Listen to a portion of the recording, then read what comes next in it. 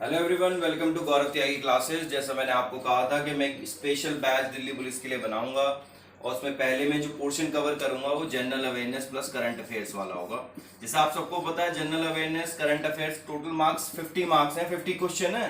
Total marks कितने हैं? 50 marks हैं, 50 क्वेश्चन है। तो ये पोर्शन इंपॉर्टेंट है, तो पहले हम इसको कवर करके चलेंगे।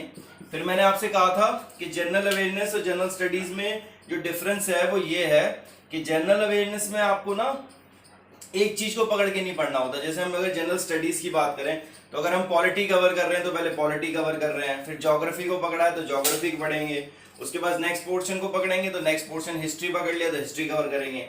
लेकिन जनरल अवेयरनेस में आपको जो पॉइंट उठाना होता है वो वहां से उठाना होता है। करंट अफेयर्स और general awareness are inter related.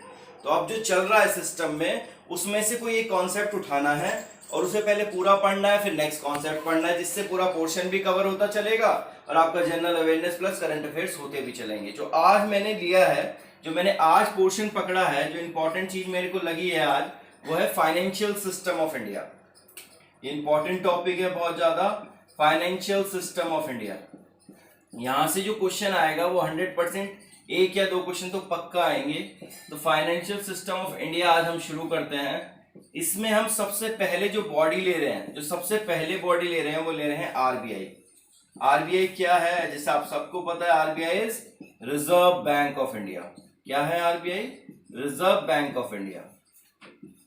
तो यहां से हम शुरू कर रहे हैं आज रिजर्व बैंक ऑफ इंडिया से। आरबीआई से स्टार्टिंग कर रहे हैं हम आज। तो रिजर्व बैंक ऑफ इंडिया से हम शुरू कर रहे हैं आरबीआई से। जैसा आप सबको पता होगा, आरबीआई एक बॉडी है। आरबीआई क्या है? एक बॉडी है। तो इसके बारे में पहले थोड़ा हमको पढ़ना पड़ेगा, इसका हिस्टोरिकल बैकग्राउंड, उसके बाद इसका नेशनलाइजेशन, नेशनलाइजेशन के बाद इसकी पॉलिसीज का इम्प्लीमेंटेशन किस तरह होता है, वो सारी चीजें हम पढ़ के चलेंगे। पहले हमें क्या पकड़ना है? हमें पकड़ना है आरबीआई। तो लेके चलते हैं हिस्टोरिकल बैकग्राउंड पे। थोड़ा पहले पढ़ते हैं इसके बारे में, कब इसका इंट्रोडक्शन हुआ, कैसे हुआ, कब आया, कौन लेके आया, किसके समय पे आया, ये सारी चीजें हम इसमें कवर करेंगे। तो हेडिंग है हमारी आरबीआई। हिस्टोरिकल बैकग्राउंड की अगर मैं बात करूं तो एक एक्ट आया था, एक कानून आया था, RBI act, in the year 1934। Important है। आरबीआई एक्ट किस साल आया था? During the British rule. ये ध्यान रखना आप कि ब्रिटिश रूल के टाइम पर ही आरबीआई का एक्ट आ गया था। और वो साल कौन सा था? वो था 1934। इससे पहले 1926, ये ध्यान देना है आपको, 1926 1926 वो साल था जब एक कमीशन बन के तैयार हुई, एक बॉडी बन के तैयार हुई, जिसका नाम था हिल्टन यंग कमीशन। क्या नाम था? Hilton young commission. ईयर था 1926, 1926।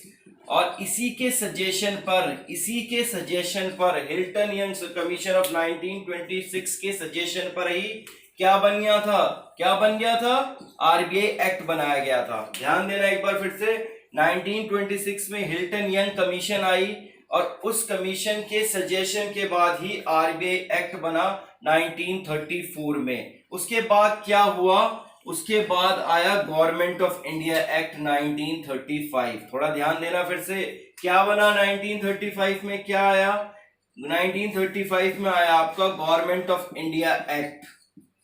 Government of India act 1935। ये एक्ट होते क्या थे? ये ब्रिटिश पॉलिसीज के अंडर आते थे और ये इंडिया में उनकी रूलिंग अथॉरिटी को काम करने का तरीका, एडमिनिस्ट्रेशन का तरीका सही से करने के लिए, बेटर करने के लिए क्या बनाते थे?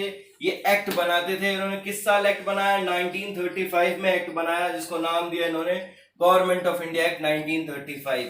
ये बीच में कहां से आ गया? ये इसलिए इंपॉर्टेंट है कि ये इंडियन कॉन्स्टिट्यूशन की क्या है? Biggest source of Indian constitution. Bharat के संविधान में जो सब कुछ आज है वो ज्यादातर चीजें कहां से उठाई गई हैं? वो ज्यादातर चीजें आपको पता है बोरोड है, और बोरोड में भी कहां से उठाई गई हैं? बिगेस्ट सोर्स कौन सी इंडियन कॉन्स्टिट्यूशन की? Government of India act 1935। ये आपको ध्यान देना है, ये बिगेस्ट सोर्स है। इसी एक्ट के दौरान क्या हुआ? 1935 में आरबीआई एस्टेब्लिश हुआ इंडिया में। ये आपको ध्यान देना है, किस साल आरबीआई एस्टेब्लिश हुआ है? किस साल आरबीआई एस्टेब्लिश हुआ? 1935 में। एक्ट किस साल आया? 1934 में। कमीशन ने सजेशन किस साल दिए? 1926 में, और आरबीआई के लिए जो पहले आया वो गवर्नमेंट ऑफ इंडिया एक्ट था, उसके अंडर आरबीआई आया। तो आरबीआई किस साल स्टैब्लिश हुआ? 1935 में। हेडक्वार्टर कहाँ बनाया गया 1935 में जब आरबीआई आया? तो हेडक्वार्टर बनाया गया आपका कलकत्ता में। आज ये कोलकाता हो गया, वेस्ट बंगाल का पार्ट है, लेकिन उस टाइम ये क्या था? उस टाइम था ये कलकत्ता। तो ये आपको ध्यान देना है, ये कलकत्ता का रीजन था जब आरबीआई 1935 में स्टैब्लिश हुआ। तो उसका हेडक्वार्टर कहाँ बनाया गया? उसका हेडक्वार्टर बनाया गया आपका, हेडक्वार्टर आपका कहाँ बनाया गया? हेडक्वार्टर बनाया गया आपका कोलकाता में। उसके 2 साल बाद ही 1937 में, किस साल? 1937 में जो आपका हेडक्वार्टर है वो शिफ्ट कर दिया गया। हेडक्वार्टर शिफ्ट करके कहां कर दिया गया? हेडक्वार्टर शिफ्ट करके कर दिया गया बॉम्बे, आज के टाइम का मुंबई। अब ये परमानेंट मुंबई में है, मुंबई में है हेडक्वार्टर, अब भी मुंबई में ही है हेडक्वार्टर। 1937 के बाद हम ये कह सकते हैं आज तक आरबीआई का हेडक्वार्टर कहां है? मुंबई में। और मुंबई को हम क्या कहते हैं? Financial capital of India. Mumbai क्या है? Financial capital of India. ये ध्यान रखने वाली बात है। जब हम जनरल अवेयरनेस पढ़ते हैं तो हम कोई चीज भी छोड़ के नहीं चल सकते, हमें सब चीज कवर करते चलना है। जो हमें पता है वो हमें याद रखना है और फोकस करना है। 1937 headquarter Mumbai, financial capital of India. उसके बाद अगली चीज इंपॉर्टेंट क्या है कि आरबीआई में जो हाईएस्ट पोजीशन होती है, आरबीआई में सबसे टॉप मोस्ट पोजीशन होती है, वो होती है गवर्नर। कौन सी पोजीशन होती है? गवर्नर। तो आरबीआई के फर्स्ट गवर्नर कौन थे? Very important question. आरबीआई के फर्स्ट गवर्नर थे सर ऑसब्राउन स्मिथ। कौन थे? Sir Osborne Smith. ये आपको ध्यान देना है। फिर से आप कोई भी चीज नहीं छोड़ सकते, ये बहुत इंपॉर्टेंट है। First governor of RBI. Governor होता क्या है? तो भाई governor is the highest position in RBI. तो आरबीआई के पहले गवर्नर कौन बने? आरबीआई के पहले गवर्नर बने आपके सर ऑसब्राउन स्मिथ। आरबीआई के फर्स्ट इंडियन गवर्नर कौन बने? भारतीय गवर्नर कौन बने? इंडियन गवर्नर कौन बना आरबीआई का पहला? इंडियन गवर्नर बने आरबीआई के पहले आपके सीडी देशमुख। कौन बने? सीडी देशमुख। ये भी आपको याद रखना है। वो पहले गवर्नर हैं ऑसब्राउन स्मिथ, और ये पहले इंडियन गवर्नर हैं। उसके बाद जब ब्रिटिश रूल इंडिया में 1947 में खत्म हुआ, तो आरबीआई ब्रिटिश रूल के टाइम एक प्राइवेट बॉडी की तरह काम करती थी। आरबीआई ब्रिटिश रूल में किस तरह काम करती थी? RBI as a private body काम करती थी। तो जब इंडिपेंडेंस मिला 1947 में और हम कॉन्स्टिट्यूशन को बना रहे थे, उस टाइम हमने नेशनलाइजेशन कर दिया। 1949 में किसका नेशनलाइजेशन कर दिया हमने? आरबीआई का। हमने क्या कर दिया? नेशनलाइजेशन, मतलब राष्ट्रीयकरण कर दिया। आरबीआई को एक बॉडी की तरह हमने इंट्रोडक्शन में ला दिया और एक सेंट्रल बॉडी बन गई आरबीआई। जैसे आरबीआई का नेशनलाइजेशन हुआ तो आरबीआई के काम बट गए, मतलब वर्क डिवाइड हो गया आरबीआई के। आरबीआई को हम क्या कहते हैं? आरबीआई को हम कहते हैं बैंक ऑफ सेंट्रल गवर्नमेंट या bank of government of India. ये बहुत इंपॉर्टेंट है, ये आपको ध्यान रखना है। Bank of government of India. दूसरा नाम है इसका बैंकर्स बैंक। दूसरा नाम क्या है इसका? Bankers bank. आरबीआई का दूसरा नाम बैंकर्स बैंक। तीसरा नाम है इसका lender of last resort.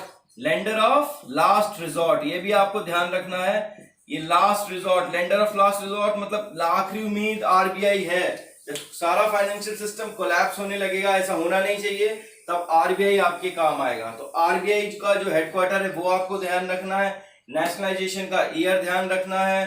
Hilton union commission का ईयर ध्यान रखना है। आरबीआई किस एक्ट के अंदर आया था? गवर्नमेंट ऑफ इंडिया एक्ट 1935 याद रखना है। किस साल स्टैब्लिश हुआ?